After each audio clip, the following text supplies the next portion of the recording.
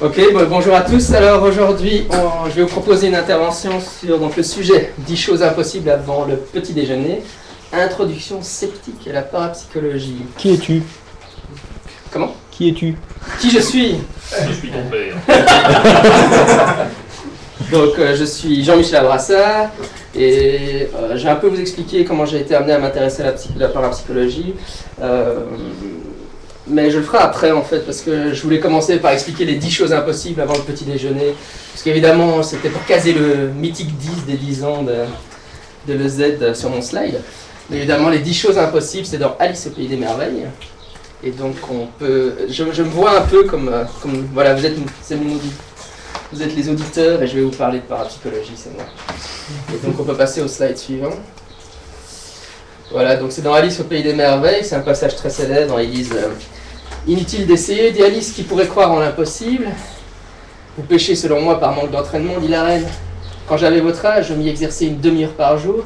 Eh bien, il m'est arrivé parfois, avant même l'heure du petit déjeuner, de croire jusqu'à 6 choses impossibles. Et donc, on est malheureusement après le petit déjeuner. Donc, on va essayer de parler de choses impossibles après le petit déjeuner pour changer. Voilà. C'est très bien. Donc, ce que ma présentation va être, je ne vais pas faire une revue de la littérature parapsychologique parce qu'il y a beaucoup trop de matière. La parapsychologie, c'est un sujet très très vaste, donc, c'est impossible d'être expert dans tous les sujets de la parapsychologie. Mon objectif ici, c'est d'aborder 3 choses différentes en fait. La première, c'est de faire un peu une introduction, c'est quoi la parapsychologie, parce que il y a des sceptiques qui ont des connaissances diverses et variées, on a tous un peu nos dadas, donc je sais bien qu'il y a des gens qui sauront ce que c'est la parapsychologie, mais tout le monde ne le sait pas forcément. Donc je pensais un peu mettre les gens à niveau en abordant un peu les basiques de c'est quoi la parapsychologie, de quoi on parle. La deuxième chose que je voudrais aborder, c'est la relation entre la parapsychologie et le scepticisme scientifique ou la zététique. Et donc en fait ma présentation aura plutôt une tonalité un peu philosophique en fait, mais on va un peu discuter de c'est quoi la zététique et comment elle interagit avec la parapsychologie. On a un peu, vous verrez, moi je pense qu'on a 2 communautés de pensée. Les sceptiques c'est une communauté de pensée, les parapsychologues c'est une autre communauté de pensée. Il y a un domaine d'intersection entre les deux, ça se passe pas toujours très bien d'ailleurs, mais on verra. Et la troisième chose, c'est de donner quelques éléments critiques, mais encore une fois, les éléments critiques que je vais donner sont plus de nature philosophique, je pense, que nature statistique ou expérimentale, etc. Simplement parce qu'il y a des gens qui le feraient mieux que moi, je pense, et puis, enfin, je veux dire, tout ça est dans l'arrière-fond de ma présentation, évidemment. La conférence de Virginie hier, par exemple, ça s'applique très bien à la parapsychologie, mais c'était justement parce que pas de ça que je vais parler, quoi, mais encore une fois, il fallait bien faire un choix. Donc, la parapsychologie, c'est quoi? La parapsychologie, ça couvre 3 grands champs d'études, des champs de débat.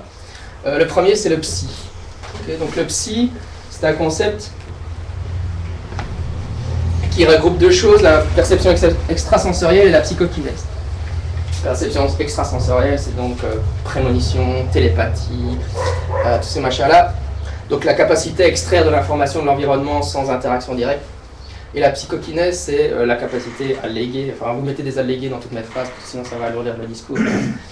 La psychokinèse, c'est la capacité à léguer, d'influencer la matière avec l'esprit. Et ils utilisent ce concept de psy qui regroupe PS et PK. Et ça vient de psychic en fait, un médium en anglais. Donc c'est le psy, vous voyez, c'est écrit avec un I et pas un Y. C'est pas le psy de la psychologie. Et déjà, une des critiques que moi j'aime bien faire d'un point de vue philosophique à la parapsychologie, c'est le problème. En fait, un des problèmes fondamentaux avec la parapsychologie, c'est aussi un problème de concept. Quels sont les concepts qu'on utilise? Et psy, par exemple, c'est un concept qu'on dit athéorique. Il n'y a aucune théorie derrière. Le gars qui a émis le concept de psy, il a dit c'est juste pour se faciliter la vie, quoi. Au lieu de parler tout le temps de psychokinèse et de PK, on va juste appeler tout ça le psy, quoi. C'est un label, c'est une étiquette facile. C'est un raccourci sémantique. Mais quand on dit le psy, en fait, on ne dit rien. On dit un point d'interrogation. On dit quelque chose qu'on n'a pas su expliquer, en fait. Le psy, c'est pas une explication, d'accord? Parce que c'est athéorique. Il y a des théories en psy, hein, enfin pas au sens de théorie validée évidemment, mais des hypothèses explicatives. Par exemple, En parapsychologie, il y a la synchronicité d'Hume, par exemple. Ça, c'est une théorie explicative. Mais le psy, c'est pas une théorie explicative. Alors ça devient vite problématique, parce que dans l'esprit des gens, quand on communique quand vous lisez les sites web sur la parapsie, vous avez vite l'impression que le psy, c'est une explication. C'est-à-dire, on va vous dire Uri Geller, il tord les cuillères par la pensée, et comment il le fait? Avec le psy. Mais comme le psy est un concept vide à théorique, c'est une non-explication, en fait. Quand on dit Uri Geller plie la cuillère avec le psy, on dit Uri Geller plie la cuillère avec quelque chose qu'on ne connaît pas et qu'on n'a pas réussi à identifier. Enfin, c'est ça qu'on dit, quoi. Donc on expliquerait. Un autre problème que j'ai avec le concept de psy, c'est que, vous voyez, on regroupe des choses, PES et PK. Mais en admettant que la PES et la PK existent, pourquoi ce serait un même mécanisme? Évidemment, le psy donne l'impression que c'est un même mécanisme. Comment la voyante sait pour connaître l'avenir? Elle utilise le psy. Et comment Uri Geller fait pour plier les cuillères? Il utilise le psy. Mais on a l'impression qu'on parle d'une seule et même chose. Mais même si on posait que le psy existe, ou qu'une des deux choses existe, qu'il y a un authentique processus paranormal, ça ne veut pas dire qu'en fait ce regroupement conceptuel est quelque chose qui existe dans la nature, quoi. Donc le problème de ça, c'est le problème que j'ai avec le concept de psy, et honnêtement, je ne suis pas le seul à l'avoir, parce qu'il y a des parapsychologues eux-mêmes qui critiquent le concept de psy de la même manière que je viens de le faire. Alors, il y a l'hypothèse survivaliste. L'hypothèse survivaliste, c'est l'idée qu'on pourrait scientifiquement prouver la vie après la mort. Et donc ça, c'est un grand champ de débat, évidemment, en parapsychologie. Et classiquement, il y a eu la grande période du 19e siècle avec la métapsychique, où comment est-ce qu'on essayait de prouver la vie après la mort, mais avec les médiums, en fait. On disait, si les médiums arrivent authentiquement à communiquer avec des morts, avec l'esprit des personnes décédées, ça prouve la vie après la mort. Aujourd'hui, ce champ de débat a permuté, c'est-à-dire qu'il est passé sur les expériences de mort imminente principalement, même s'il y a encore des parapsychologues qui travaillent avec des médiums, en disant, si on arrive à prouver que les expériences de mort imminente ne sont pas explicables par un modèle matérialiste, ça prouve la vie après la mort.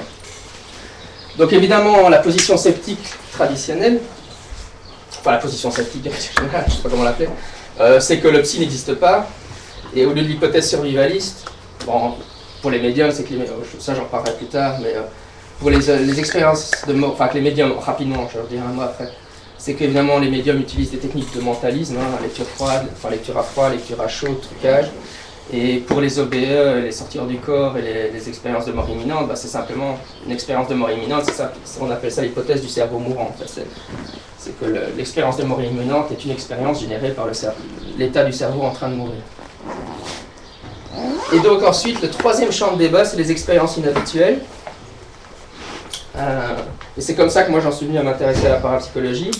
Les expériences inhabituelles, ça regroupe toutes sortes d'expériences, particulièrement les enlèvements par les extraterrestres, les sortir du corps, les expériences de mort imminente, les conditions paranormales.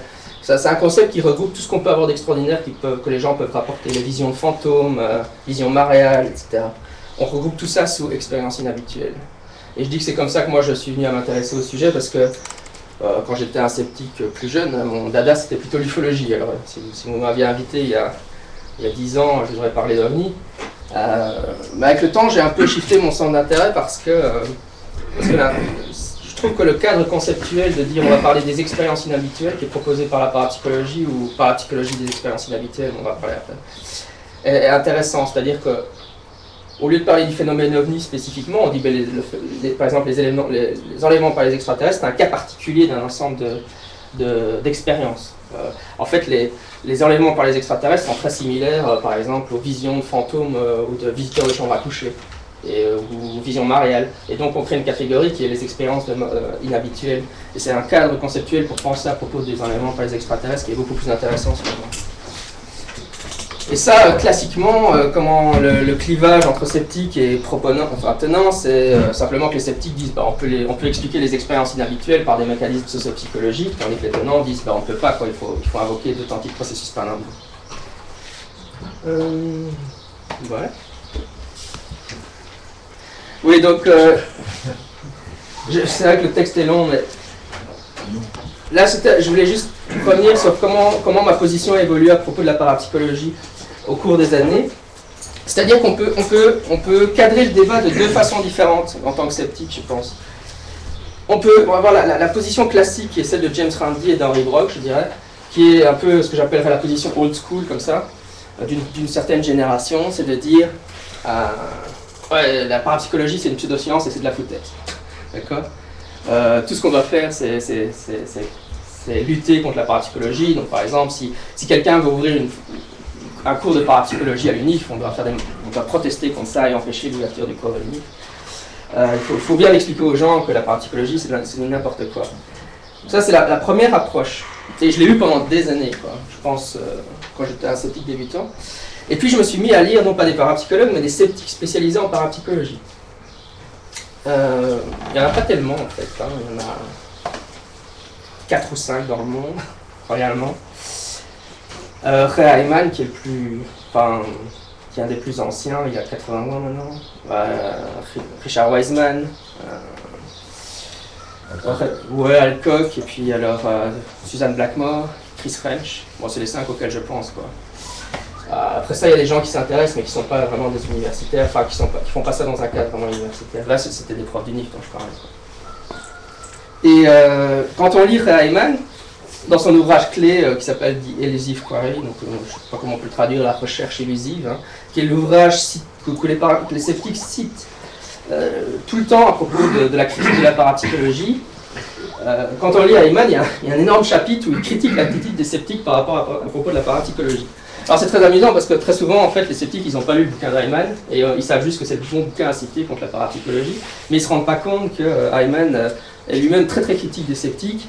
Et donc voilà, il explique qu'on réagit, en fait, que les scientifiques ont tendance, ou les sceptiques ont tendance à réagir face à des hypothèses, comment ils les appellent, hérétiques, par des tactiques de tueurs à gages, etc., par des attaques ad hominem, visant à discréditer l'hypothèse déviante.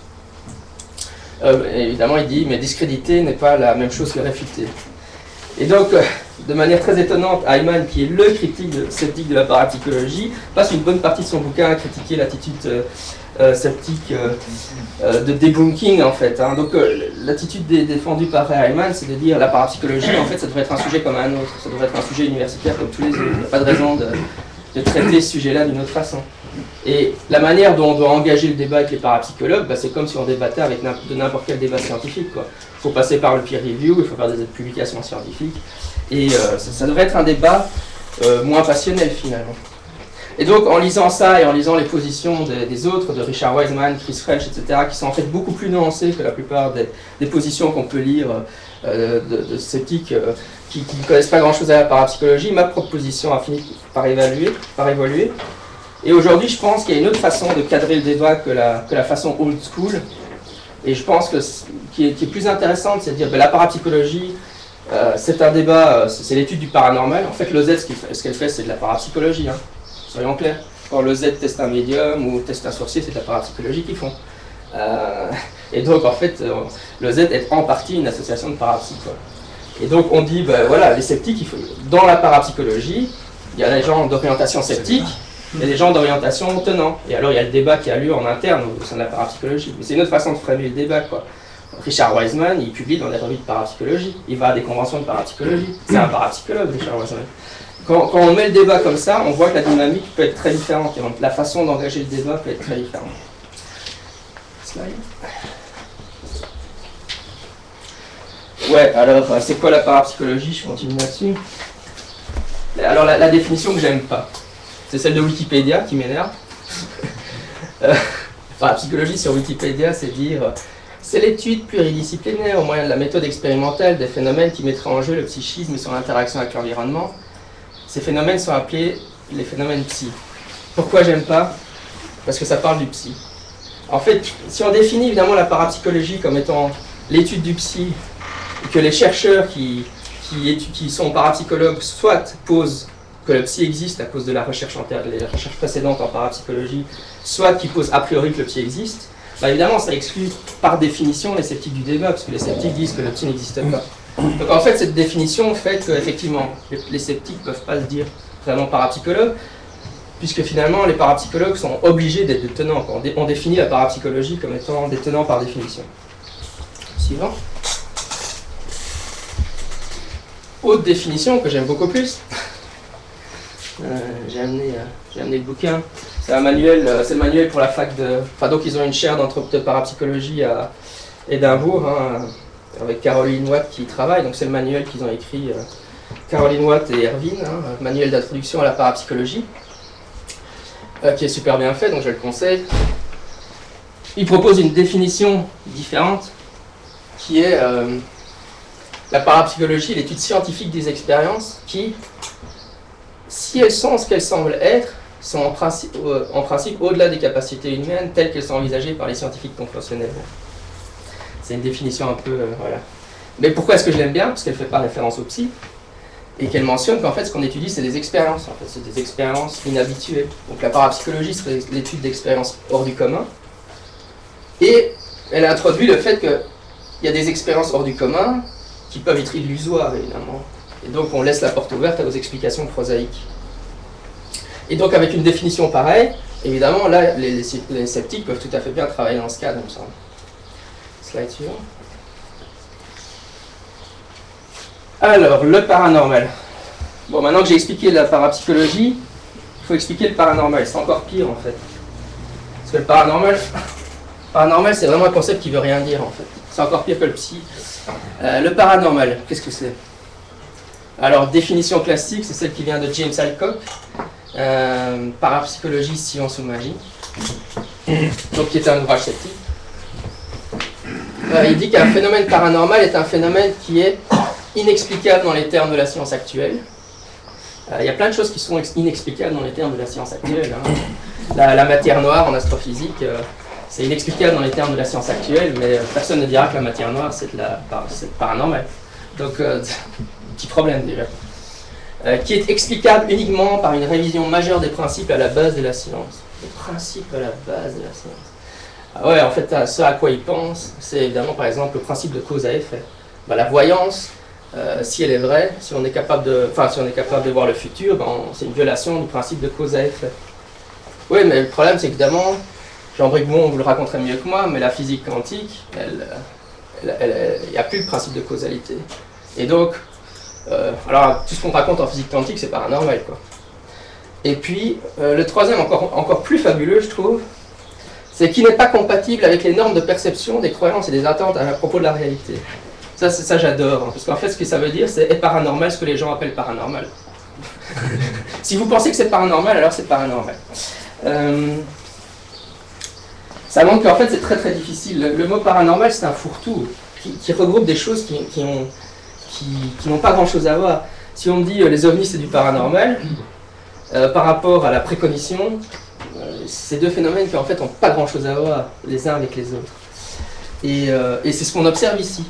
Et en plus, ce qu'on observe avec cette définition, c'est qu'il y a un problème de relativisme culturel. C'est-à-dire que est paranormal ce que votre culture propre définit comme étant le paranormal. Donc en fonction de la culture dans laquelle vous êtes, le paranormal ne sera pas la même chose. Parce qu'évidemment, par exemple, il y a des cultures africaines, enfin les anthropologues étudient ça beaucoup, par exemple, l'existence des esprits n'est même pas questionnée, quoi. Les esprits existent, donc c'est du normal. Chez nous, évidemment, pourquoi est-ce que nous on a un concept de normal versus du non normal? Parce qu'on a eu la science moderne qui est apparue avec Galilée et toute la bande. Et puis alors évidemment, une fois qu'on a établi une sorte, ce qui était supposé être la normalité, à ce moment-là on peut commencer à parler d'une anormalité par rapport à cette référence. Mais dans une culture pré-scientifique, par exemple, parler de normal et de paranormal, ça n'a même pas de sens pour eux, quoi. D'accord ? Évidemment, ça veut dire aussi que ce qui est normal et paranormal va évoluer au cours du temps en fonction des savoirs de la science. Par exemple, l'hypnose, l'exemple classique, c'est le mesmérisme avec l'hypnose. Quand Mesmer commence à faire ses expériences, à dire qu'il y a un fluide mesmérique, etc., évidemment, tout le monde dit « Ah, mais c'est paranormal ». Mais maintenant, à l'heure actuelle, l'hypnose, c'est du normal. Donc, c'est vraiment une question de perception par rapport à la culture donnée, quoi. Ouais. Excuse-moi. Ouais, vas-y. Je connais pas trop le sujet, mais tu présentes la définition comme si c'était 3 définitions différentes. Ouais. Mais en fait, s'il y a un ensemble de 3 définitions, les exemples que tu donnes non plus. En fait, c'est pas bon. Ouais, Quand tu donnes l'exemple de la matière noire, par exemple, ça marche bien pour la première, mais ça va pas marcher pour la suivante. Ouais, tu penses qu'on combinerait les trois? Ouais, c'est un bon point. C'est une question. Non, non, c'est une très bonne question. J'y ai jamais pensé, mais la raison pour laquelle je l'ai fait, moi j'y ai pensé dans la manière dont je voulais présenter, c'est parce qu'en fait, celle-ci, c'était une définition antérieure, en fait, qui vient de Tomasic. Et donc James Alcock a repris la définition de Tomasic, mais il a rajouté deux autres choses avec. Alors, pour moi, naturellement, ça a été séparé en trois, quoi. Mais maintenant, ça moi, fait je vois raison, en fait. plus aussi comme un phénomène, c'est un phénomène qui remplit ces trois conditions. Parce qu'une nécessiter une révision majeure des principes de la science, c'est pas forcément paranormal. Comme ça, mais pas de l'éthique. Ouais, non, mais de toute façon, enfin, de un, vous avez peut-être raison, mais de deux, moi, ce que je disais, c'est que cette définition montre exactement la complexité de définir c'est quoi le paranormal, plus qu'autre chose. Maintenant, si en combinant, vous avez l'impression que ça vous donne une meilleure solution, peut-être, j'en sais rien. Slide suivant. Voilà, quoi, parce que justement, on arrive à Irwin, qui lui est pas un psychologue tenant, mais c'est aussi le plus grand spécialiste de la psychologie de la croyance au paranormal. Dans lui, ce qu'il propose en fait, c'est qu'il dit que le paranormal, c'est l'ensemble des croyances, enfin, dans le sens de, puisqu'il étudie la croyance au paranormal. Le paranormal, c'est toutes les croyances qui sont non acceptées par la science. Donc c'est tout ce que la science dit, les choses sont comme ça, et les gens continuent à dire, mais non, non, non, c'est pas comme ça, quoi. Voilà une autre définition de ce que serait le paranormal. Bon, évidemment, Irwin il dit lui-même que cette définition n'est pas très convaincante, quoi. Il dit que c'est juste une définition qui lui permet de travailler, quoi. Parce qu'en fait, le problème que j'essaie de montrer avec le concept de paranormal, c'est qu'il vient en fait du concept de surnaturel. C'est-à-dire qu'au départ, on parlait du surnaturel, et le concept de surnaturel est beaucoup plus clair. Mais alors le problème, c'est qu'évidemment, si on dit on va naturaliser le surnaturel, et on va appeler ça le paranormal, ça devient nettement plus compliqué, en fait. Parce que si on dit, bon, il y a des phénomènes surnaturels qui se produisent, bon, ben voilà, ça inclut la vision mariale, etc. Donc le surnaturel, c'est quand il y a une intrusion d'une surnature dans la nature, donc un miracle divin, etc. Évidemment, si on parle du surnaturel, qui est un concept beaucoup plus clair, ça ne vaut pas pour le phénomène ovni, par exemple, ou ça ne vaut pas pour des tas de choses qu'on appelle paranormales. Le problème, évidemment, c'est que culturellement, à cause du rejet de la religion qu'on a eu, les gens veulent continuer à parler du surnaturel, mais ils ne veulent plus utiliser le mot surnaturel, alors ils utilisent le mot paranormal à la place. Et je pense que c'est ce glissement de langage qui rend le concept de paranormal particulièrement foireux à utiliser conceptuellement. Ouais. Un peu d'histoire. Donc,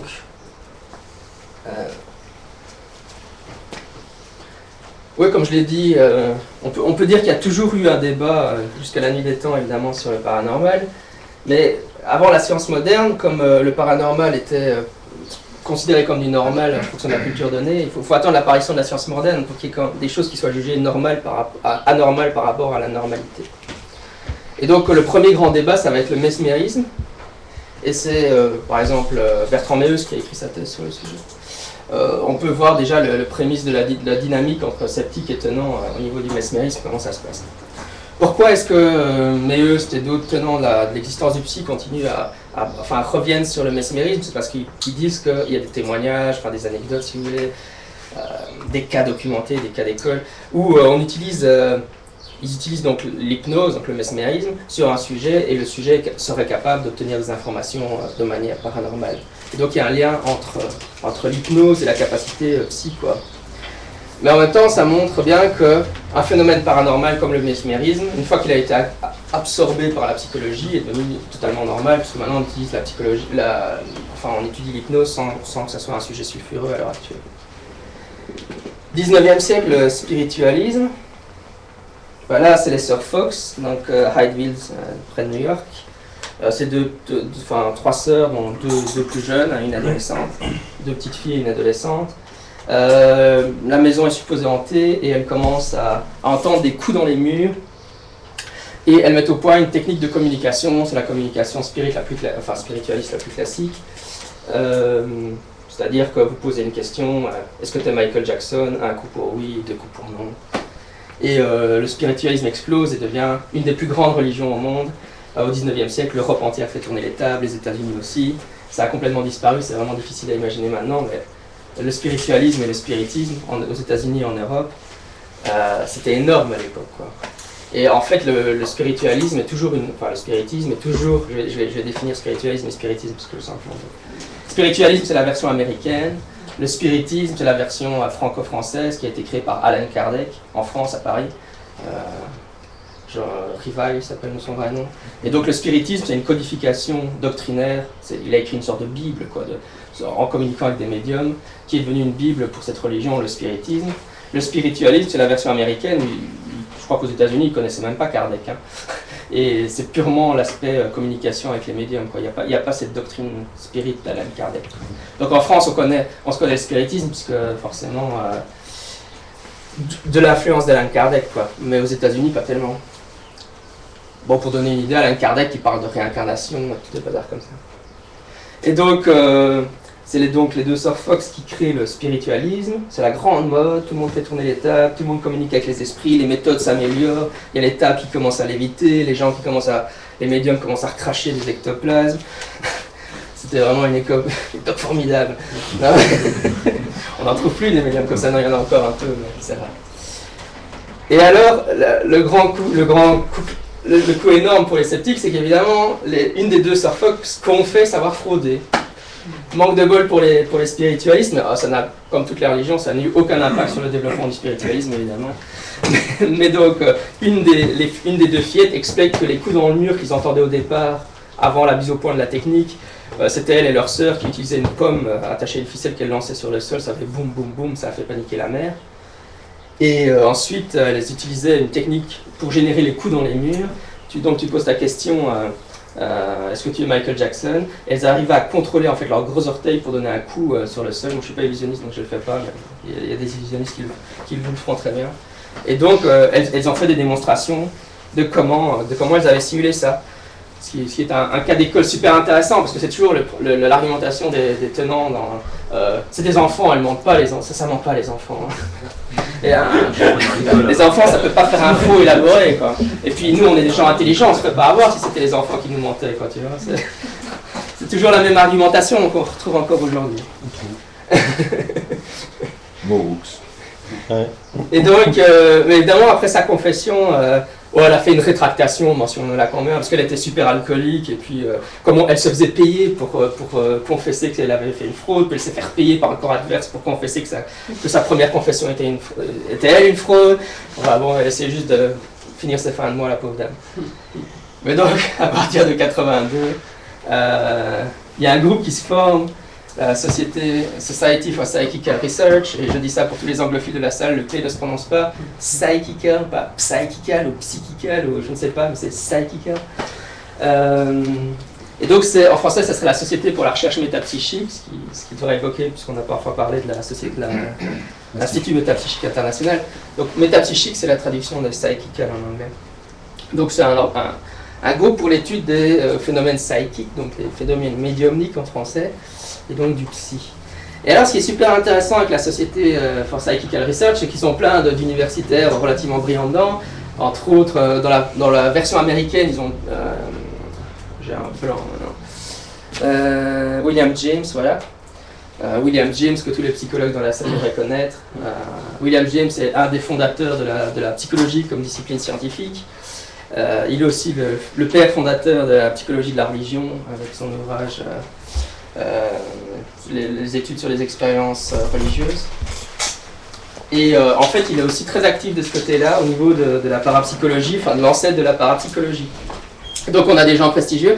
Et ce qui est vraiment intéressant, ça vaut vraiment la peine de lire ce que écrivaient les gens de la Société pour la Psychical Research, parce que en fait, ils démystifient plein de médiums. Ils sont extrêmement critiques, quoi. Évidemment, c'est aussi des tenants, c'est-à-dire qu'ils vont voir des médiums pour essayer de déterminer si les médiums sont authentiques ou non. Mais ce faisant, ils démystifient plein de médiums. Il y a plein de rapports d'enquête de la Société for Psychical Research où ils font vraiment un super boulot de démystification. Entre autres, il y a un document qui a généré un énorme chiasme, enfin un énorme trou avec la Société théosophique, parce que donc il y avait la Société théosophique à Abyar en Inde avec Blavatsky, hein, et Blavatsky prétendait qu'elle était capable de communiquer avec des esprits d'un âge akashique. Enfin, vous connaissez les délires de la théosophie. J'espère qu'il n'y a aucun théosophe qui m'écoute. Mais elle avait un mur avec où il y avait des boîtes aux lettres dans le mur. C'est vraiment génial. Et de temps en temps, elle ouvrait la boîte aux lettres. Il y avait un message d'un de ces êtres supérieurs dans la boîte aux lettres. C'était presque les humours de l'époque, quoi. Et donc la société théosophique, la société Psychical Research envoie un enquêteur et puis il reste 2 jours là-bas et puis il dit ben oui, j'ai surpris Blavatsky en train de... Enfin, il y avait un trou dans le mur de l'autre côté. Elle allait mettre le message à elle-même qu'elle recherchait. Et donc ils écrivent ce rapport. Et évidemment, tous les théosophes ont détesté la société pour la recherche métapsychique à partir de ce moment-là. Et aussi, ils ont eu des problèmes avec les spirites, parce que comme on en parlait l'autre jour, ils défendaient l'idée que... Enfin, il y avait un grand débat, parce qu'ils n'étaient pas du tout convaincus que les médiums communiquaient vraiment avec l'esprit des morts. Donc, je vous ai dit, si vous faites une séance spirit et que vous posez des questions un peu pointues, vous invoquez l'esprit de Jules César, et vous lui dites... s'il te plaît, parle en latin, et puis le médium commence à parler dans son accent irlandais.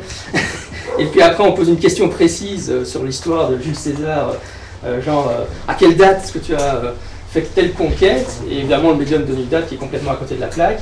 On se rend rapidement compte que l'hypothèse survivaliste, que les médiums communiquent réellement avec les morts, ne peut pas être correcte. Et donc, les gars de la Society for Psychical Research, ils disaient oui, il y a d'authentiques phénomènes processus paranormaux, phénomènes paranormaux, je sais pas trop ce que ça veut dire, mais enfin, c'est ce qu'ils vont dire. Il y a vraiment du psy à l'œuvre, mais c'est pas d'authentiques communications avec l'esprit des défunts. Donc le médium, en fait, il utilise la télépathie pour aller lire dans l'esprit de la personne en face de lui. Il utilise le psy pour aller chercher de l'information dans la bibliothèque du coin, mais il ne communique pas vraiment avec une personne décédée, quoi. Et donc évidemment les spirites et les spiritualistes, ils étaient aussi pas très contents que les gars de la recherche métapsychique leur disent ouais, mais en fait votre croyance que les médiums communiquent vraiment avec l'esprit des morts, c'est n'importe quoi. Et donc ils se sont aliénés à cette époque-là, aussi bien les spirites d'un côté que les théosophes, qui étaient vraiment 2 grands groupes à l'époque culturellement parlant. Voilà, et alors ça nous amène à l'époque contemporaine, avec Joseph Bankrine. Donc en fait, à l'époque de la métapsychique classique, ce qui se passe, c'est qu'on se rend compte que les médiums fraudent tout le temps, quoi. Enfin, il y a une fraude généralisée des médiums. Et évidemment, les gars de la recherche métapsychique, ils veulent essayer de trouver des vrais médiums, mais c'est extrêmement difficile à faire parce qu'il y a tellement de fraude, quoi. Et alors il y a des débats autour de la question, est-ce qu'un médium authentique, est-ce que ça lui arrive aussi de frauder de temps en temps? Parce que s'il n'est pas en forme ce jour-là, il va frauder pour améliorer sa performance, parce qu'il ne veut pas décevoir son public, enfin il y a des gros débats. Et en fait, ce qui est vraiment intéressant, c'est que Rhin, il en a ras-le-bol de tout ce débat autour de la fraude des médiums. Il dit on s'en sort pas avec ces médiums, il y a trop de fraude tout le temps.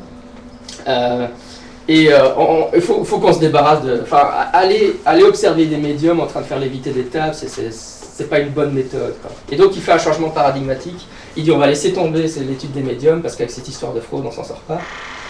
Les médiums, puisqu'ils sont célèbres, qui gagnent leur vie en faisant ça, ils ont une motivation pour tricher évidemment.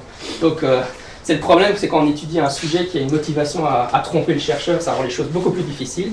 Ce qu'on va faire, c'est prendre des sujets tout venants qui n'ont pas la motivation de tricher et on va appliquer la méthode expérimentale inspirée du behaviorisme. Parce que le behaviorisme est vraiment à la mode à l'époque.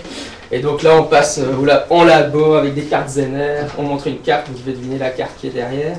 Il utilise aussi des sujets doués de temps en temps parce que ils ont quand même l'idée qu'il y a des sujets qui sont meilleurs au tâches psy que d'autres.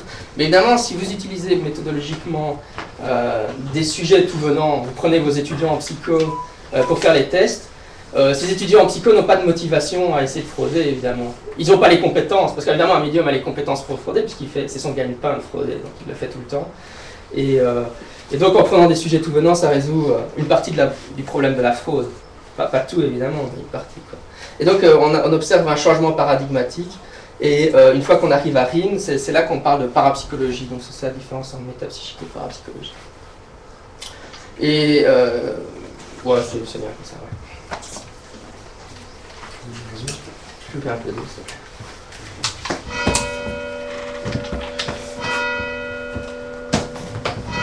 Voilà, donc il y a au niveau du mentalisme, c'est la technique des illusionnistes qu'utilisent les illusionnistes pardon, pour simuler un don de médium. Je ne vais pas trop m'attendre là-dessus parce que je pense que la plupart des sceptiques connaissent ça assez bien. Et sinon, il y a d'autres personnes qui pourront présenter ça très bien. La lecture à froid, évidemment, c'est extraire de l'information des gens qu'on ne connaît pas, juste en leur parlant. Nicolas, je ne te connais pas, mais est-ce que tu n'aurais pas une personne dans ta famille dont le nom commence par un M? Ça pourrait être Martial. Justement, mon père et ma mère. Tu vois, je suis super médium. Je ne le savais pas en plus. Hein. Oui. Donc voilà. Ton père, ça commence par un P. Non, c'est par un T. Mon père. Mon Dieu. Voilà, donc évidemment, c'est que ça c'est le basique de la technique, mais ça comprend aussi lire les informations corporelles, etc. La lecture à chaud, c'est toutes les techniques qui sont beaucoup plus agressives de recherche d'informations. À l'heure actuelle, si vous êtes un voyant sur le net, ça va être utiliser Google, par exemple. Parce que vous êtes derrière votre Skype et donc la personne ne voit pas que vous êtes en train de googliser son nom.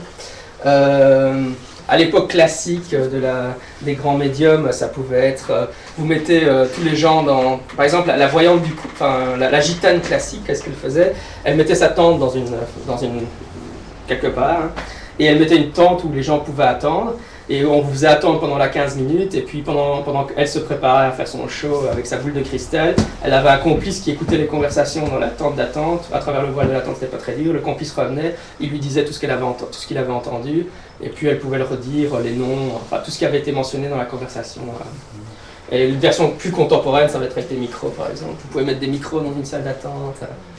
Enfin évidemment, les lectures à chaud, il y en a plein, hein, il y a des tas de techniques. Et alors les trucages, ça va être les classiques, comment tordre la cuillère avec ses mains, sans que personne ne voit que c'est avec ses mains, et de faire croire que c'est avec mon esprit que je le fais, comme dans le cas du Geller. Voilà quoi, il y a ça dépend des techniques utilisées. Hein. Et donc évidemment, le grand problème de la Society for Psychical Research, c'est d'arriver à exclure toutes ces explications-là pour être certain qu'on est devant un véritable processus paranormal. Ouais.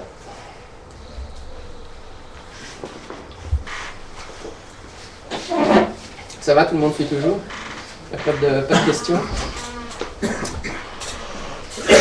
Donc, quand on est maintenant à la parapsychologie contemporaine, il y a deux grandes méthodes pour faire les choses. Il y a la méthode que vous connaissez très bien, qui est de tester les médiums. C'est celle qu'appliquait la Société pour la recherche métapsychique. Bon, il y a un gars qui prétend être capable de faire X ou Y. Et alors, vous lui demandez ce qu'il prétend être capable de faire. Et puis vous mettez des contrôles en place pour tester est-ce qu'il est vraiment capable de faire ce qu'il prétend être capable de faire. Si vous pensez qu'il se trompe juste lui-même, juste mettre un double aveugle, ça suffit. Si vous pensez qu'il utilise des trucages d'illusionnisme, il va falloir mettre en place des stratégies pour l'empêcher d'utiliser ces trucages d'illusionnisme. Et alors là, ça devient une sorte de mind game, parce que vous devez deviner à quel point il est doué en tant qu'illusionniste, mais quelle stratégie vous allez devoir. Donc vous devez anticiper le type de trucage qu'il va utiliser, lui mettre des blocages pour l'empêcher, lui il va essayer d'anticiper les blocages que vous allez mettre et de trouver des stratégies pour compenser. Donc à mon avis, tester un mec comme Uri Geller, c'est pas évident. Et alors, il y a les recherches sur le psy. C'est évidemment celle que j'ai décrite avec Doreen, c'est de dire on va utiliser des sujets tout venants, de préférence, on va faire avec beaucoup d'essais sur des cartes, sur des jets de dés, etc. Et je pense que quand on veut comprendre le débat entre les parapsychologues tenants et les parapsychologues sceptiques, si vous voulez, il faut bien comprendre que les conceptions même de la science sont très différentes dans les deux groupes. Hein. Le curseur de plausibilité est extrêmement différent dans les deux groupes. Je pense qu'il y a vraiment une confrontation, un choc de vision du monde comme ça. Y compris épistémologique sur la conception de la science. Et classiquement, les sceptiques vont trouver que ça c'est la bonne méthode à faire, et les tenants vont trouver que c'est celle-là la bonne méthode à faire. Et souvent, je pense que dans les conflits qu'il y a eu avec Limi, c'était vraiment classiquement ça qui s'est produit, c'est-à-dire que le Z disait on va faire ça, et Limi disait on va faire ça, et alors... en fait, moi j'ai tendance à penser que c'est deux méthodologies différentes et qui fonctionnent très bien, qui font des choses différentes, quoi. Il n'y a pas une méthode meilleure que l'autre, mais enfin bon, j'ai quand même tendance à privilégier celle-là, mais l'idée qui repose sur celle-ci aussi, si vous le faites avec des sujets doués, c'est de dire, les sujets doués, en fait, les parapsychologues ils vont dire, mais ouais, c'est vrai que les sujets doués ils se trompent eux-mêmes, ils savent pas exactement. Si vous dites à un sourcier combien de taux de réussite tu es capable de faire, et qu'il va vous dire, je sais détecter à 100%, ou à 50%, à 20%, en fait, non, c'est clair qu'il se trompe, quoi. Ça a été établi par la littérature, on le sait tous, quoi. Donc ça sert à rien de tester ça, en fait. Alors ils disent, ouais, mais ça ne veut pas dire que la sorcellerie ne fonctionne pas, ça veut juste dire que l'estimation que donne le sorcier est fausse. Ouais. Donc en fait, c'est en fonction des conceptions que le chercheur a à propos du psy, il va concevoir un test qui teste sa conception du psy, les hypothèses que lui a du psy, et pas ce que le sorcier pense qu'il est capable de faire. Voilà. Ouais. Voilà, alors ça c'est, je l'ai mis, mais je me suis demandé longtemps comment j'allais l'expliquer, parce que c'est un des aspects que je ne comprends pas en fait. Parce que donc je discute beaucoup avec des parapsychologues, hein, entre autres des paranthropologues, mais ça je viendrai expliquer après, parce que je trouve que ce qu'ils font est fascinant. Et au niveau des culture sceptique versus culture parapsychologique, le truc qui m'a vraiment toujours perturbé, c'était l'idée que explaining or explaining away. Les tenants vont toujours, enfin je l'ai traduit par démystifier, mais ça fonctionne moins bien. Les tenants vont toujours dire que ce que font les sceptiques quand ils testent un sourcier comme le Z le fait, c'est pas expliquer le phénomène, c'est l'expliquer au loin, c'est le démystifier. Mais pour eux, c'est quelque chose de négatif, quoi. Et je crois que c'est un peu un mystère que j'essaie toujours de comprendre. Je pense que dans la vision du monde des gens, dans la conception épistémologique, c'est vraiment un problème de qu'est-ce qu'une explication, en fait. Qu'est-ce qu'on considère qu'une explication est. Je vais donner un exemple plus concret. Récemment, donc, il y a eu cette histoire dans un musée avec une statue, je ne sais pas si vous avez entendu cette histoire. C'était une statue qui était en rotation sur elle-même, quoi. Elle tournait toute seule en fonction des jours, en journée, mais pas la nuit. Et ça avait été capturé sur caméra, quoi. Et donc, moi j'étais sur mon petit groupe de paranthropologues, là, et puis ils commencent à me dire, mais ouais, mais en fait la statue elle tourne. Et donc c'est tous des profs d'uni d'anthropologie ou des doctorants en anthropologie. En gros. Et ils font, ben oui, mais c'est lié clairement au cycle du soleil d'Osiris. et alors, bon, moi je mets comme commentaire, vous ne pensez pas que l'explication la plus basique, c'est qu'en fait la nuit il n'y a pas de personne qui marche et la journée c'est juste les vibrations des pas sur le sol qui fait la rotation de la statue. Et font, ouais, probablement, mais ça c'est pas expliqué, ça c'est expliqué. Et c'est vraiment je pense que c'est quelque chose de très, dans la culture des sceptiques versus la culture des tenants en parapsychologie, c'est qu'est-ce qu'on entend par expliquer, quoi. Ouais.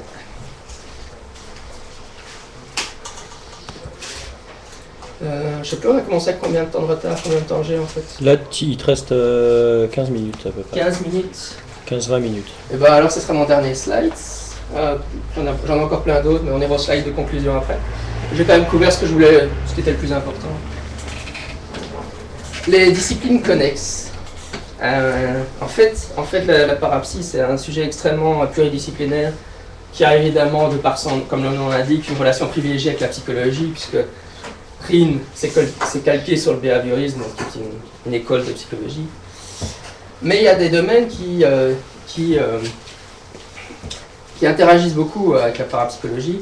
Donc je pense que, en fait, c'est une façon pour moi de dire que je pense que les sceptiques devraient lire. Enfin, c'est vrai que je reviendrai sur cette question-là.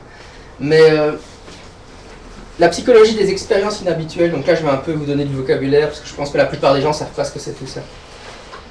La psychologie des expériences inhabituelles, bon, on a parlé des expériences inhabituelles, ça a été créé avec James Alcock, son bouquin Parapsychologie, Science ou Magie, qui est donc un bouquin sceptique qui dit laissez tomber tout ce qu'ont fait les parapsychologues, on va essayer d'expliquer les expériences inhabituelles par de la psycho, quoi. Donc c'est vraiment l'approche sceptique. Ça a été un livre révolutionnaire en son temps. Les gens se sont dit, ah mais vrai, en fait on n'a pas besoin d'invoquer du psy, hein. On pourrait dire, ben oui, en fait, je sais pas moi, les enlèvements par des extraterrestres c'est causé par la paralysie du sommeil, par exemple. Et son bouquin ne parle jamais d'expérience inhabituelle, c'est un bouquin qui est sorti l'année d'après, qui était titré Expérience inhabituelle, et je ne me souviens plus des auteurs, parce qu'en fait le bouquin d'Alcock a eu beaucoup plus d'influence que l'autre, mais la discipline initiée par Alcock a pris le nom utilisé par l'autre bouquin, parce qu'Alcock il ne proposait pas de nom, quoi. Et donc la psychologie des expériences inhabituelles, c'est l'idée, on va expliquer de manière prosaïque, par de la socio-psycho, toutes les expériences inhabituelles. Alors ça c'est la version simple, mais évidemment il y a une version plus compliquée qui est que Évidemment, on peut dire que c'est une tentative de faire rentrer à l'université la parapsychologie sous un autre nom. Donc si vous êtes un parapsychologue, vous savez très bien que vous n'aurez jamais une chaire d'enseignement de parapsychologie parce que ça sent le souffle. Donc vous dites, ah mais je vais enseigner la psychologie des expériences inhabituelles et ça passera vachement mieux. Donc on est un peu dans du rebranding comme ça. Et donc, quand vous lisez, j'ai un super manuel, Animalistic Psychology, bon c'est le titre en anglais. Si vous lisez les auteurs, il y a Christopher French qui est il a un laboratoire de psychologie anomalistique à Londres. C'est un sceptique comme nous. Mais tous les autres, c'est des tenants de l'existence du psy en fait. Hein, c'est tous des parapsychologues. Et ça, c'est un manuel qui a été écrit en Angleterre pour enseigner le A-level, donc le niveau bac. Hein, parce qu'ils veulent créer des chaires de... Enfin, pas des chaires. Ils veulent qu'il y ait des baccalauréats psychologie anomalistique pour introduire ces débats sur le paranormal en secondaire. Avec l'idée que justement c'est une super méthode, enfin ça c'est l'idée un peu de Lozette, hein, que c'est une super méthode pour initier à la méthode scientifique et pour donner des notions de base de psycho en s'amusant quoi, au lieu de faire de la psycho ennuyeuse, on va parler du paranormal.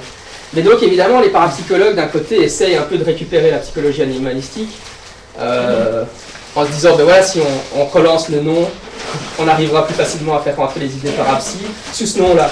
Et inversement, les sceptiques sont très présents dans ce camp-là. Donc il y a des parapsychologues qui vont dire « Ah mais la psychologie des anomalistiques ou la psychologie des expériences inhabituelles, c'est juste la parapsie pour les sceptiques qui ne veulent pas lire la littérature qui prouve que le psy existe. » Ça c'est si bon.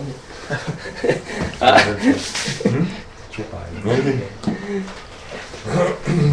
Alors, il y a les sciences des religions.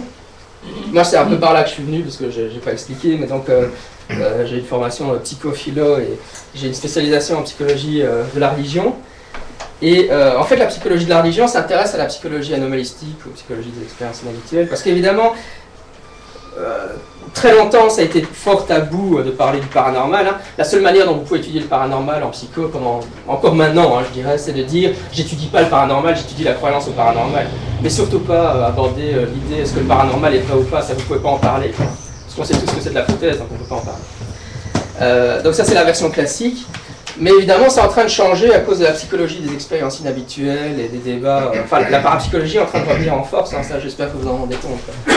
Et donc maintenant la psycho de la religion est un peu concernée par le débat, parce qu'évidemment si les gens ont des expériences inhabituelles comme des sorties hors du corps, des expériences de mort imminente, vous pensez bien que ça a un impact sur la manière dont apparaissent et se structurent les religions, quoi.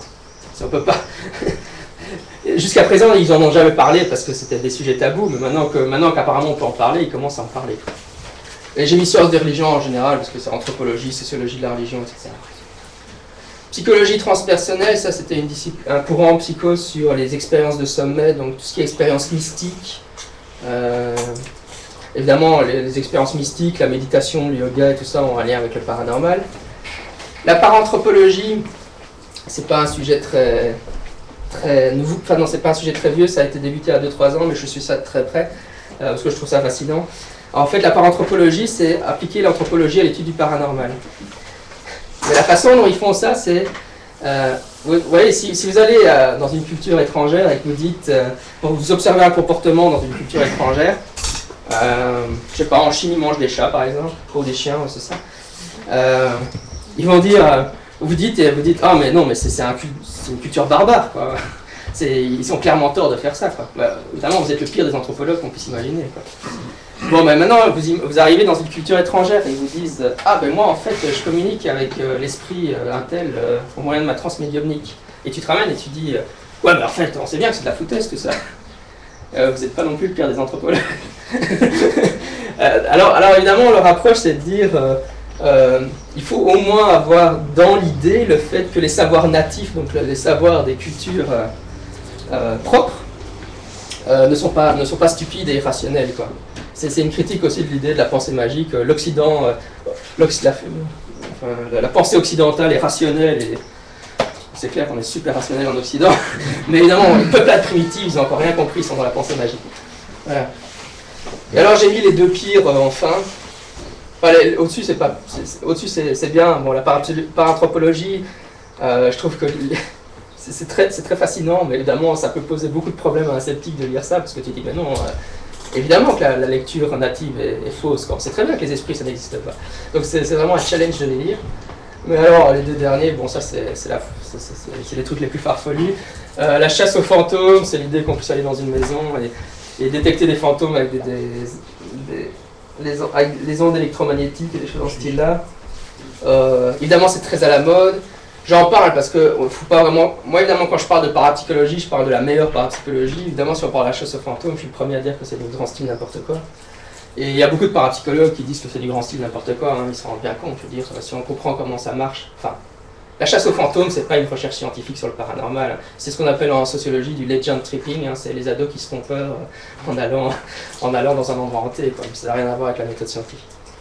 Et la science noétique. Ils incorporent de la parapsychologie en ayant dans leur équipe Sheldrake, Dean Radin, qui sont des noms bien connus, des stars de la parapsychologie tenants. Mais la science noétique, c'est la côte ouest des États-Unis, donc c'est super New Age, quoi. C'est un mélange de. On va faire de la parapsie mélangée à du chamanisme, et on sera tous dans des huttes de sudation et on changera la conscience cosmique, quoi. Donc, mais tout le monde connaît la science noétique maintenant parce que Dan Brown en parle dans son 3e bouquin. Et qu'il va certainement être adopté en film avec Tom Hanks à un moment donné. Donc préparez-vous à tous à débattre sauvagement la science noétique parce que ça arrive. It's coming. Dernier slide. Tout dernier, tu fonces. Ouais. ça, c'était Trop foncé. C'est le moment où tu cours dans le couloir et tu tombes. Voilà, conclusion. J'ai remis quelques réflexions. Donc, l'idée de Ray Hyman, c'est que c'est extrêmement important. Je veux dire, parce que la critique fondamentale de Ray Hyman, c'est que pour critiquer la parapsychologie, les sceptiques de son temps, hein, parce que d'abord Ray Hyman, je te le disais, il a 80 ans, enfin il est toujours actif, je l'ai rencontré plusieurs fois. Mais les sceptiques, en fait, ils ont une stratégie, c'est-à-dire qu'ils prennent le pire de la parapsychologie, ils critiquent ça et ils disent « Ah bon, on a démystifié la parapsychologie ». Par exemple, allez, moi, juste un exemple, mais Lignon, c'est personne en parapsie. Hein. Je ne l'ai jamais vu citer nulle part. Hein. C'est un illustre inconnu en parapsie. Il n'y a aucune publication scientifique en parapsie qui signe Lignon. Donc si on démystifie Lignon, on fait du travail local. Mais je veux dire, Lignon, c'est pas le meilleur en parapsie. C'est au mieux un vulgarisateur pas très talentueux. Quoi. Et alors, Chez les sceptiques aussi, ça fait bien longtemps que plus personne ne bosse sur. Ah oui. Non, mais je prenais ça comme exemple caricatural. Hein, mais... de toute façon, ici, c'est une remarque en général sur la communauté sceptique, mais comme je l'expliquais hier, ce que j'aime bien chez le Z, c'est que justement, vous faites du travail du terrain et que vous allez sur. C'est pour ça que j'adhère à l'OZ, quoi, parce que je pense qu'il. Mais c'est une remarque générale sur la communauté sceptique, parce que si on est sur des forums ou sur Facebook, on va vite voir, on attaque vraiment le bas de la crème. Mais si on veut critiquer la parapsie, il faut critiquer Sheldrake, Dean Radin, Ben, c'est ce qu'on a fait avec Nicolas. C'est ces gens-là, quoi. C'est eux le haut du panier, quoi. Il ne faut pas aller attaquer. Limi, tout le monde s'en fout. Hein. Limi, ils n'ont pas d'importance, les Limi, ils sont nuls, quoi. Alors, ça va être sympa pour les gens de Limi. Mais... Lié à la tête, là. Très important, je dirais une autre remarque. C'est 8 ans. Tu es bien couvert par un avocat? Lire la littérature parapsychologique et pas uniquement ce qu'on dit la littérature sceptique. C'est une remarque que font les parapsychologues, mais je pense que c'est très vrai. C'est une tendance naturelle, hein, c'est le biais de confirmation, mais je crois que ce qui différencie les sceptiques des tenants, c'est pas que nous on n'a pas le biais de confirmation, mais c'est qu'on a conscience qu'on a le biais de confirmation. D'accord? Donc si on a conscience qu'on a le biais de confirmation, c'est vrai que pour nous c'est facile de lire du Richard Wiseman, du Chris French, parce qu'on est d'accord avec eux. Okay? Mais il faut lire tous les autres aussi, parce qu'il faut lire ceux avec qui on n'est pas d'accord. C'est vraiment très important. Ouais. Il faut lire tous les autres. Moi j'ai tenté plus d'une fois en fait de me dire ok. Il faut lire les autres. En fait, c'était sur l'invitation de Limi pour plus de Peut-être terminer la Vas-y. Et puis tu comme ça on sera en question. Et disons, non, le dernier point, je pense que c'est extrêmement important de publier dans des revues scientifiques parce qu'évidemment, la parapsychologie, c'est des laboratoires, il y en a peu, mais il y en a 2-3 des laboratoires de parapsychologie dans le monde. Il y a celui de Rennes aux États-Unis, il y a la chaire Kessler à l'Université d'Édimbourg. Bon, maintenant, il va y avoir des chaires de psychologie animalistique qui vont s'ouvrir un peu partout, c'est ma prédiction médiumnique. Mais donc, c'est important de publier dans des revues scientifiques si vous avez les compétences de le faire, quoi. Y compris des revues de parapsychologie. Wiseman a publié plein de trucs dans des revues de parapsychologie parce qu'il engage les parapsychologues sur leur propre terrain, quoi. Publier uniquement dans des revues de sceptiques, bah oui, les sceptiques lisent les revues sceptiques, les parapsychologues lisent les revues de parapsychologie, elles ne se rencontrent jamais, quoi. Donc, oui, donc un des avantages aussi de la parapsychologie, c'est qu'ils ont des revues scientifiques. Bon, elles sont pas bien cotées, parce que par principe, c'est des revues parapsychologiques, donc elles sont pas bien cotées. Enfin, c'est un cercle vicieux, évidemment. Mais je veux dire, je dis pas les vrais doctorants qui ont des vraies thèses à faire, pas comme moi, mais les gens, les sceptiques qui ont du temps. Hein. Je crois que débattre les parapsychologues sur leur propre terrain, c'est extrêmement important, quoi. Publier dans leurs propres publications. Et donc voilà, quoi, on en parlait hier, quand Henry Brock a fait son prix défi, et puis il publie jamais. Moi je pense que si on fait un prix défi, c'est un problème avec James Randi aussi, je pense, mais je pense que c'est très important d'écrire un compte rendu du protocole, et idéalement de publier dans une revue de parapsy, quoi. Parce que sinon, on touche pas, on n'engage pas le débat sur leur propre terrain. Voilà, maintenant Florent, je t'écoute.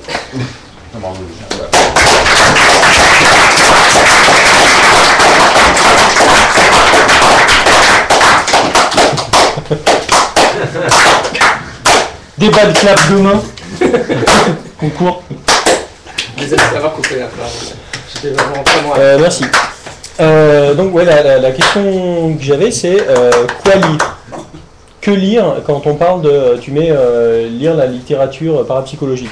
Alors moi c'est en posant cette question en fait que j'ai posé la question aux gens de l'IMI, qui systématiquement à chaque fois qu'on a essayé de se confronter au réel en essayant de faire des expériences avec des sujets doués, comme tu le mettais dans ton slide un peu en expliquant, ça c'est plutôt l'approche de l'IMI, ça c'est plutôt l'approche de l'OZ, je suis un peu d'accord avec ça, mais la problématique qui se posait, c'est que systématiquement quand nous on essayait de se confronter au réel, eux ils essayaient de nous confronter à la bibliothèque. Donc je disais ok très bien, ça peut être intéressant dans ce cas, si on veut, donc on proposait deux choses. La première c'était, dites-nous quel est l'article et l'expérience la plus pertinente qu'on pourrait reproduire, et est-ce que vous la reproduiriez avec nous? Et la problématique, c'est que à chaque fois que je leur ai demandé citez-moi un article, ils m'en ont cité 50, et dans la liste des 50, et sous-entendu, c'est impossible de se faire une idée sur le sujet avant d'avoir lu ça. Et en l'occurrence, en prenant cette liste, il y en a la moitié qui avait déjà fait l'objet de critiques acerbes. Pendant très longtemps, même encore maintenant, hein, je pense que si vous avez des fonds pour répliquer une expérience de parapsychologie, c'est le Ganzfeld qu'il faut faire. Une réplication Ganzfeld révisée par Norton, enfin, la version automatisée. Tu peux expliquer ce que c'est le Ganzfeld?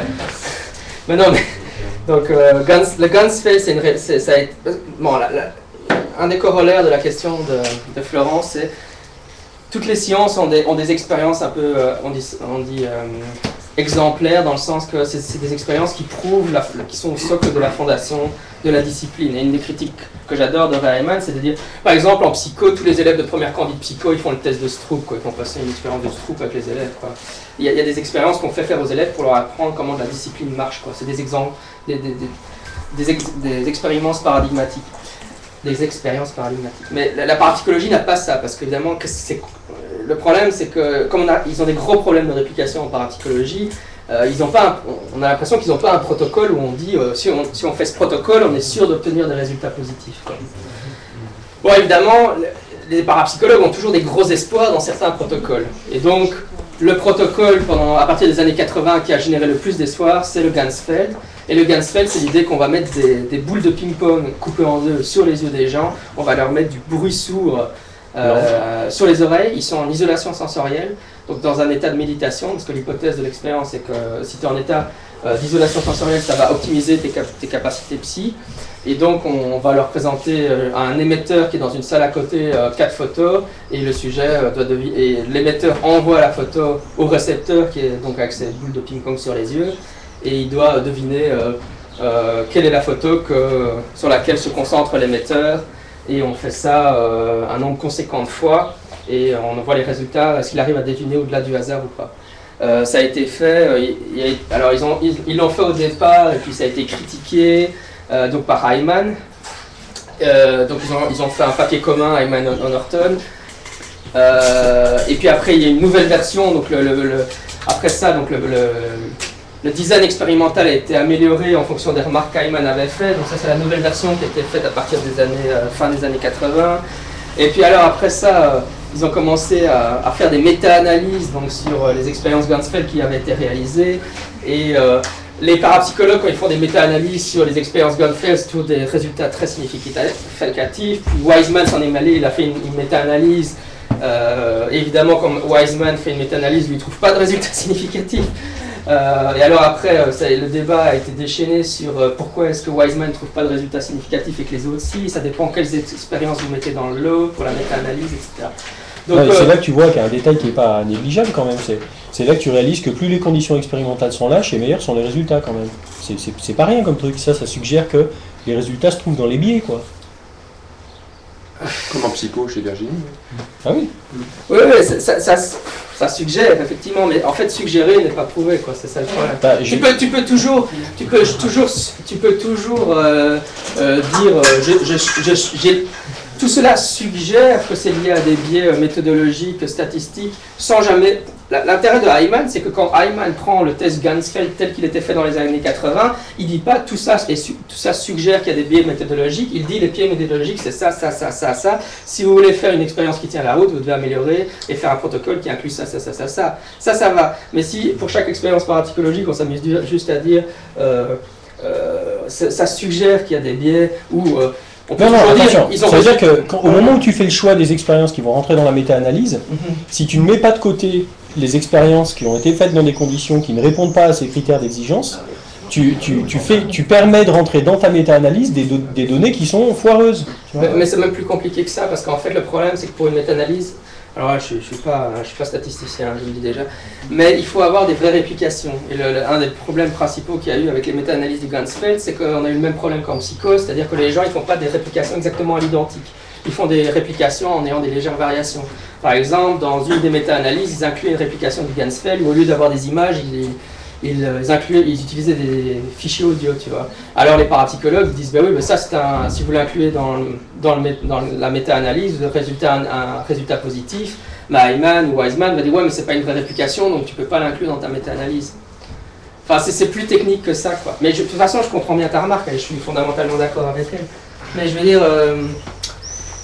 Ma question c'était ça, je veux dire, il y a des protocoles qui génèrent beaucoup d'espoir à un moment donné, et je veux dire, si vous voulez faire une réplication d'une expérience parapsychologique, c'est ces protocoles-là qu'il faut faire. Donc pour les années 80-90, et encore maintenant c'était le Ganzfeld, maintenant ce qui est à la mode en parapsy, c'est les expériences dans le style de Daryl Bem, donc sur la précognition avec des images pornographiques, c'est cool. Il paraît que les mecs sont capables de prévoir des slides, voilà. Non mais, donc c'est... Je pense aussi que pour répondre à la question, qu'est-ce qu'il faut lire? Moi je te dis simplement, il y a 3 ou 4 revues de parapsychologie peer review dans le monde, quoi. Il y a la revue du RIN Institute, de la Parapsychological Association, il y a celle de la Society for Psychical Research, parce qu'elle utilise, ça te fait 3 revues, tu t'y abonnes, tu as toute la littérature scientifique actuelle sur les parapsychologies. 15 000 € par an. Non, elles sont pas c'est de la parapsie, donc en fait elle coûte pas cher, c'est vrai. Ça va abonner à la fin. Il y a d'autres questions? On arrête. Alors, dans la liste que tu as faite des pistes d'études, disons, qui sont proposées aujourd'hui par je me souviens plus exactement, il y avait la chasse aux fantômes à un moment, et tu as dit, ça c'est quelque chose qui est du grand n'importe quoi, alors que les autres c'est à prendre au sérieux, y compris par les gens qui étudient les tenants. Qu'est-ce qui permet de faire la différence entre le grand n'importe quoi et ce qui est à prendre au sérieux? Est-ce qu'il y a des critères là-dessus qui seraient... je veux dire, c'est des critères que tu appliques tout le temps, quoi. Par exemple, pour la chasse aux fantômes, il n'y a pas de revue à comité de lecture, il n'y a pas de peer review. Il y a quand même un consensus sur qu'est-ce que la méthode scientifique et comment elle fonctionne. Donc, je veux dire, dans les revues peer review en parapsychologie, ils vont utiliser des protocoles, ils vont t'expliquer leur design, l'analyse statistique qu'ils ont fait, les résultats qu'ils ont obtenus, si c'est significatif ou pas. Bon, ça, je veux dire, c'est la science. Quand tu lis une revue de parapsy, j'ai la même sensation que quand je lis une revue de psycho, il n'y a pas de différence. Les chasseurs de fantômes, la blague, c'est que le peer review pour un chasseur de fantômes, c'est que tu es avec ton copain dans la maison et tu as entendu la même chose que moi. Ça, c'est le peer review pour les fantômes.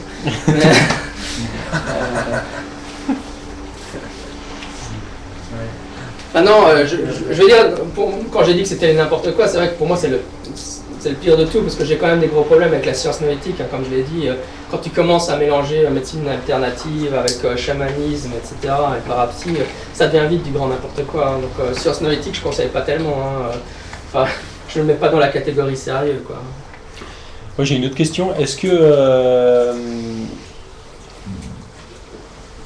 tu as dit tout à l'heure qu'il y avait un gros retour en force de la parapsychologie et j'espère que vous en avez conscience. T'as dit. D'où tu tiens cette évidence? De la montée de la psychologie anomalistique. En fait, la parapsychologie revient en force via la psychologie anomalistique. Je tiens de ça, de cette évidence. C'est pas encore très le cas chez nous, mais donc en Grande-Bretagne, comme je le dis, ils vont avoir un bac parapsychologie, quoi, en Grande-Bretagne. Ce qui n'est pas une mauvaise chose selon moi. Hein. Mais, et donc, je pense que la psychologie animalistique est en train de devenir de plus populaire. Je le vois aussi à des autres facteurs objectifs, comme en psychologie de la religion. Moi, j'ai fait la psychologie de la religion, donc je suis sorti de psycho en 2001, donc ça date, hein, je suis aussi un vieux. En psychologie de la religion, en 2001, c'était impossible de publier un truc sur un sujet sur le paranormal. Maintenant, tu publies des choses dans les mêmes revues qui, il y a 10 ans, publiaient rien sur le paranormal en psychologie de la religion. Donc, il y a une ouverture qui est en train de se faire. Mais donc, j'avais mis cette citation-là, Chris French, donc Chris French est un des plus grands sceptiques de la parapsie, évidemment, laboratoire de psychologie anomalistique à Londres, voilà ce qu'il nous dit, quoi.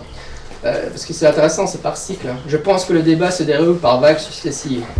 Dans les années 70, je dirais que les sceptiques dominaient le débat, donc c'est l'époque où James Randi était à son sommet, quoi. Les sceptiques des affirmations des médiums superstars comme Uri Geller argumentaient de manière convaincante que beaucoup de phénomènes en apparence paranormaux pouvaient être reproduits par des trucages d'illusionnisme. Les affirmations de la parapsychologie expérimentale, comme par exemple celles concernant la vision à distance, furent sérieusement remises en question quand les critiques pointèrent des défauts méthodologiques majeurs. Donc ça c'est James Alcock dans les années 80. Au milieu des années 80, la collaboration constructive entre Hyman et Charles Naughton, donc ça c'est le Ganzfeld, à propos de la technique du Ganzfeld fut encourageante. Et la méta-analyse des données de l'auto-Ganzfeld, donc ça c'est la version qui tenait en compte les critiques de Hyman sur la méthodologie. Donc, quand Bem et Norton ont publié donc en 91 dans une revue de psycho prestigieuse une méta-analyse de toutes les recherches auto-Ganzfeld, donc avec le design amélioré qui montre un effet clairement significatif. En 1994, oui c'est ça, je disais 91, 1994, ça fut un défi pour les sceptiques. Après cela, le débat est devenu de nouveau prévisible pour un temps, mais je dirais qu'il est en train de redevenir intéressant, et c'est l'impression que j'ai aussi. Bon, évidemment, c'est purement subjectif aussi. Ouais. Moi, j'ai une petite question sur ton slide, sur les médiums, en fait. Tu parles de lecture à froid, lecture à chaud et de trucage. Il y a tout un pan de l'étude du fonctionnement des médiums qui est lié au client, en fait, avec des biais de confirmation, enfin, pour rendre complètement compte du phénomène. Il y a toute une partie qui est liée... Donc voilà, je voulais savoir pourquoi tu ne les avais pas intégrés. Est-ce que c'était juste du point de vue du médium ou C'est parce que oui, je les ai pas. En fait, pour moi, ces caractéristiques-là tombent dans la lecture à froid. En fait, le fait que la lecture à froid, elle utilise le client pour. C'est une grande phrase de Ray Hyman, parce que Ray Hyman a publié un article qui fait date sur la lecture à froid. Il dit la lecture à froid, c'est le client qui fait tout le travail. C'est pas le médium, c'est le client, quoi. Mais je ne l'ai pas inclus parce que je voulais pas donner une conférence sur la lecture à froid, la lecture à chaud et les techniques, les trucages, c'était un autre sujet, quoi. J'ai juste fait un petit slide rapide. Parce qu'il y a une partie du biais de confirmation qui se produit après, c'est plus dans la façon dont les gens rendent compte de l'expérience que sur le moment, tu vois. Donc, bon, voilà. C'est intéressant parce que... Non, mais encore une fois, Ray Hyman, il met cet effet-là dans ce qu'il appelle la lecture à froid. C'est un effet de la lecture à froid. Même a posteriori ? Ouais, le fait que la lecture... Enfin, bah, évidemment, c'est du pionnier sémantique. Tu peux dire que tu peux ne pas l'englober sur la lecture à froid. Mais la lecture aussi à froid, c'est aussi qu'on sait qu'à posteriori, les gens vont avoir un biais de sélection qui vont retenir que les hits et oublier les miss. Ça fait partie de la lecture à froid. Tony ? Il y a tout un nouveau champ de la littérature qui est en train de monter en force sur le mindfulness ou la pleine conscience en psychologie. Est-ce que tu penses que ce genre de courant, entre guillemets, est une sorte de porte d'entrée à tout ce qui est parapsycho ou finalement tu places ça plus en termes techniques, juste une simple technique? Parce qu'il faut savoir qu'à la base c'est quand même issu du bouddhisme. Hein. Oui. Je voulais savoir ton avis par rapport à ça. Ouais, c'est une très bonne question. Juste pour les autres, donc la mindfulness, c'est une technique qui est utilisée entre autres dans ma fac avec les thérapies cognitives et comportementales. Donc c'est la méditation bouddhiste où on doit se concentrer dans l'ici et maintenant, dont on a retiré tous les aspects religieux, quoi. Et effectivement, c'est une grande mode dans les facs. est-ce que c'est un problème? Enfin, pour moi j'entends ce genre de questions très souvent, hein, même à Septicopop, c'est un sujet que les psychologues débattent pas mal, parce que c'est très populaire dans ma fac en Belgique. Pour un peu une peur que c'est une rentrée du religieux, quoi, parce qu'en fait c'est du bouddhisme finalement. Mais personnellement, moi je dirais que je suis pour la mindfulness, je pense que c'est une bonne technique. J'ai pas vraiment de raison de penser que... Je pense qu'il y a des recherches qui montrent que c'est vraiment efficace. Bon, est-ce que c'est vraiment plus efficace que la relaxation? Enfin, là on peut toujours pinailler, mais au niveau d'une porte d'entrée pour la parapsychologie, dans mon slide, j'avais parlé de la psychologie transpersonnelle. Donc la psychologie transpersonnelle, c'est sur les expériences de sommet. Donc les expériences mystiques, le yoga, etc. C'est un mouvement qui date des années 80 et qui est, c'est vrai, relativement proche de la parapsychologie, parce que si tu commences à parler d'expériences mystiques, tu n'es jamais très bien du paranormal. Et donc je pense que la connexion, elle se fait là en fait. La méditation, mindfulness, elle est certainement... dans la littérature, elle est connectée, enfin, pour les quelques bouquins que j'ai lus sur le sujet, ou les articles, à la psychologie transpersonnelle, plus qu'à la parapsie, mais c'est vrai que c'est frontière, quoi. Maintenant, est-ce que c'est un problème? J'en sais rien. Ça, c'est à vous de juger, quoi. Au niveau des études en parapsychologie, ils n'ont toujours pas utilisé l'imagerie cérébrale. Hein. C'est un peu étonnant que, vu que tous les autres domaines commencent à l'utiliser. Oh, c'est la super mode maintenant, l'imagerie cérébrale. Justement, en parapsie. je voulais savoir s'il y a quelque chose qui se fait. Bah écoute, c'est la même réponse que pour tout le reste. Quand c'est un sceptique qui fait l'étude, il trouve rien, et quand c'est un tenant, il trouve des résultats positifs. Maintenant, qu'est-ce que tu fais de ça? Tu dis le sceptique a raison, forcément, parce que c'est l'approche sceptique. C'est ça quoi. Moi je pense qu'il faut. Moi je lis moins cette littérature-là parce que je suis pas un spécialiste dans ça et que c'est aussi très technique. Et puis en plus pour les raisons qu'on a, je sais plus dans quelle conférence on a parlé sur les problèmes liés à l'imagerie cérébrale, ça a été mentionné déjà. Donc je suis assez dubitatif. Enfin je suis vraiment pas très convaincu par ce type de recherche. Je pense qu'on peut... Honnêtement, mon opinion, c'est qu'à l'état actuel, on peut faire dire n'importe quoi à l'imagerie cérébrale dans ce contexte-là, en tout cas. Il y a certainement des applications plus sérieuses, hein, des recherches qui tiennent la route, mais sur le psy, demander à faire une tâche de psy et en faisant de l'imagerie cérébrale... alors, mais par contre, c'est vrai que les parapsychologues, pour eux, ils disent c'est la voie réelle maintenant, hein, c'est ce qu'il faut arriver à faire. Après, c'est une question de fond, hein, on a expliqué que ça coûte très cher. Donc, les parapsychologues, ils n'ont pas de bourse, hein, ils n'ont jamais d'argent pour leur recherche. Et il y a un sceptique qui a fait une recherche avec ça il y a 4-5 ans, et puis il avait conclu qu'il n'avait rien trouvé. Évidemment, les parapsychologues ont soulevé des problèmes méthodologiques dans sa recherche que je ne trouvais pas inintéressants. Donc, je pense que non. Enfin, je veux dire, l'étude du sceptique en utilisant l'imagerie cérébrale avait les mêmes défauts que les études des tenants avec l'imagerie cérébrale, quoi. À l'heure actuelle, je ne suis pas convaincu qu'on puisse utiliser vraiment l'imagerie cérébrale pour étudier, pour trancher la question, quoi. Or lui, il avait dit, oh, j'ai fait mon étude en imagerie cérébrale, on a tranché la question, quoi. Avec ça, on est sûr que le psy n'existe pas. Je suis un peu dubitatif, quoi. Donc, de toute façon, on ne tranchera jamais la question, et on ne tranchera jamais la question aussi facilement que ça, quoi. Je pense que le débat sur le paranormal, il va continuer pendant très longtemps. Moi, je suis un peu étonné qu'on fasse pas un distinguo entre, au tout début, le premier slide, des phénomènes paranormaux.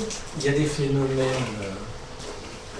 de statue qui pleure, on voit, il y a le statue qui pleure.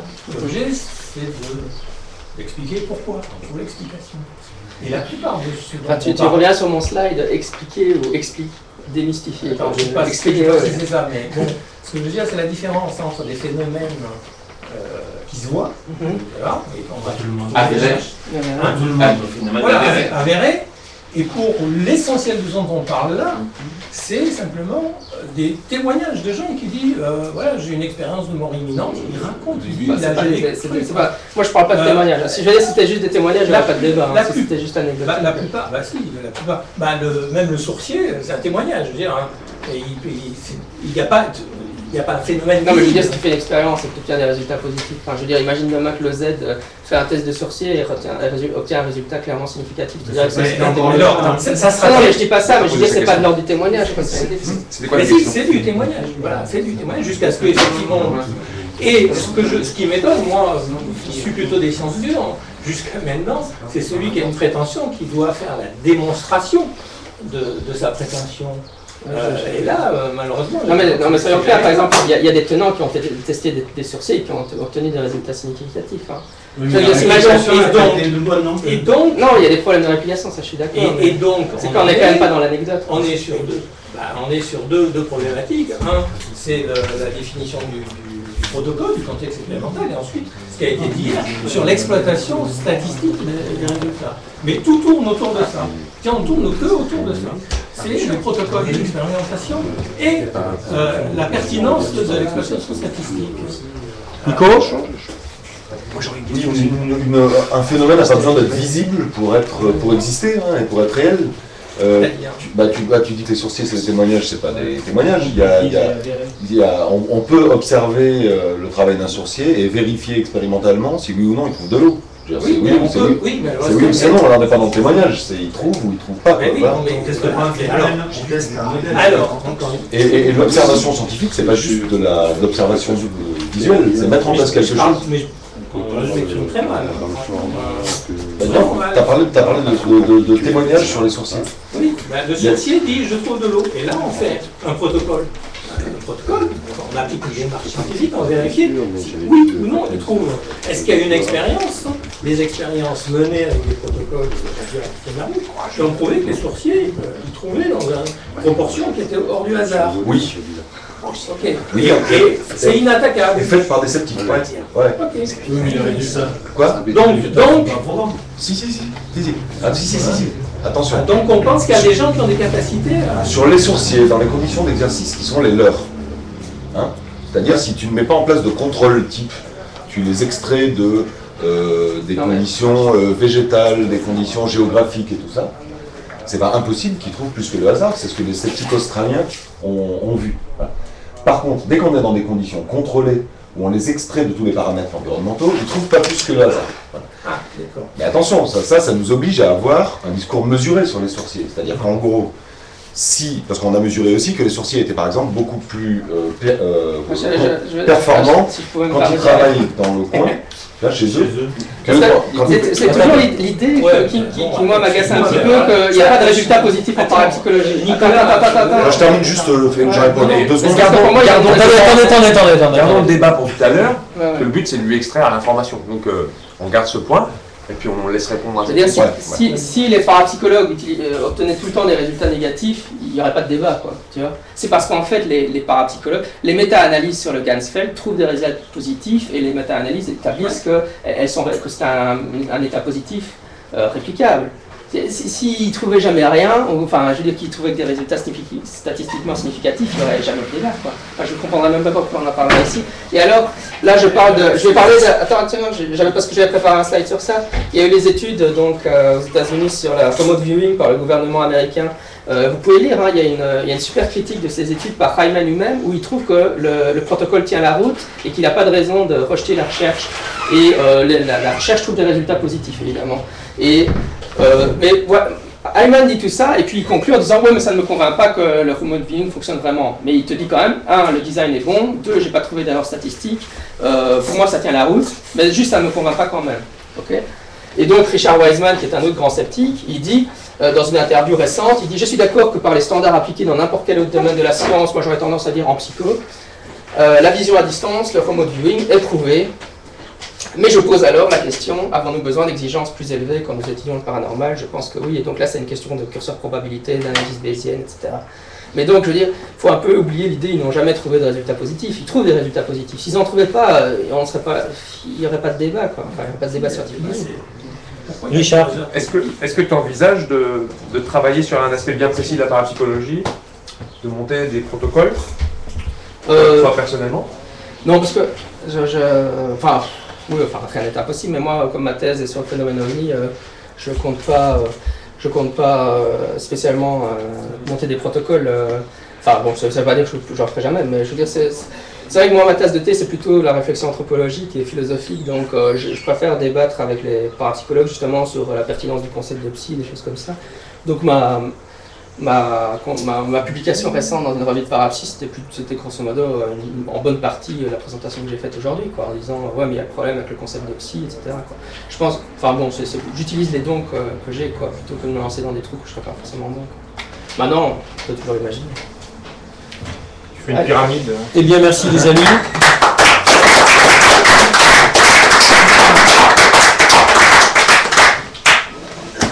Moi je trouve ça très bien.